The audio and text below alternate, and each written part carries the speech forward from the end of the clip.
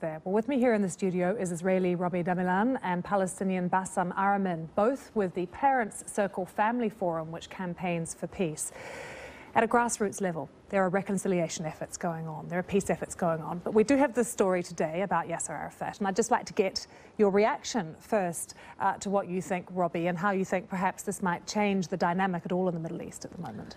I think everything that we're doing on the grassroots in the Parents Circle, the organization, is to find the humanity in the other. I can't make a comment about this story. I don't know who's to blame. Even his wife doesn't know who to blame.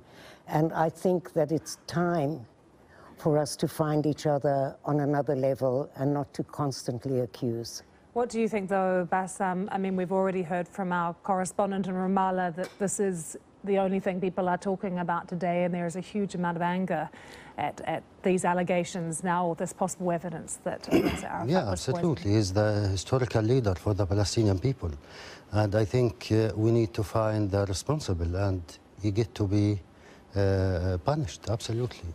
So now we have anger from a Palestinian looking for peace here, something that you both want. But this is almost indicative, isn't it, perhaps of the problems between the two sides, that there is still a huge amount of mistrust and anger.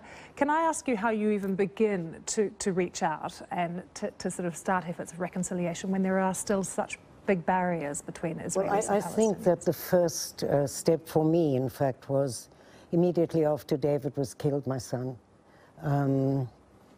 I knew very well that I wasn't looking for a path of revenge, and I wanted to prevent other parents from experiencing this pain, both Palestinian and Israeli.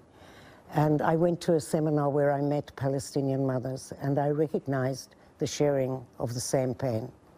And the minute that became something very central to my life, I realized how powerful we could be if we could speak on the same platform for reconciliation, but reluctant to use the word peace. I think reconciliation is much more important. And so there is no difference between me and Bassam. We speak in the same voice. Yasser Arafat was the leader of the Palestinian people. After all, he brought note to the whole world that there was such a thing as the Palestinian nation. And I don't think that, you know, our goals are nothing to do with that.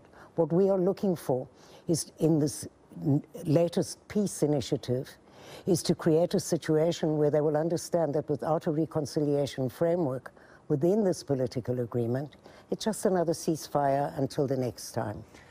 And of course, absolutely no sense yet of who might have killed Yasser Arafat. I mean, that is still just speculation. But Bassam, can I ask you, I know your daughter was also killed in this conflict.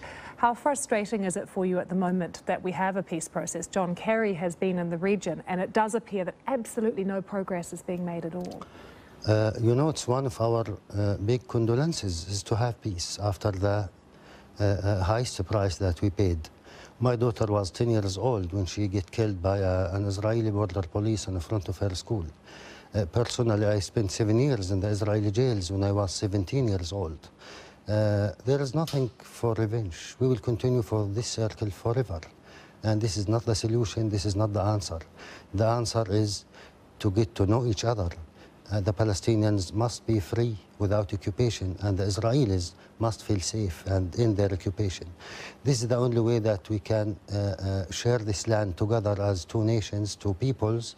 Otherwise, we will share it for two big graves for our children and our families. And do you feel that these sentiments are being increasingly shared, or that the two peoples are becoming more and more sort of further apart? Firstly, I'm very glad we don't know what's happening in the peace process, because all the spoilers would immediately appear on the scene from both sides.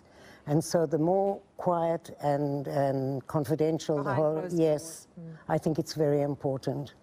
I think there's a terrible inertia on both sides. It's almost a battle fatigue. People have had enough. And so it will take quite a lot to inspire, to come out of that shell and to understand that for the future of our children and grandchildren, if we don't look for a way, and if Palestine is not free, Israel will never be free. And also the occupation is killing the moral fiber of Israel. I love Israel, it's my country. But I don't want a situation where a young man of 18 has to stand at a checkpoint and make decisions, and maybe as a result of that decision, somebody dies, and then he comes home, can't tell his parents. Sometimes they come to the parents' circle to tell us, because there's nobody to tell. We don't see the young man behind the gun. And what happens?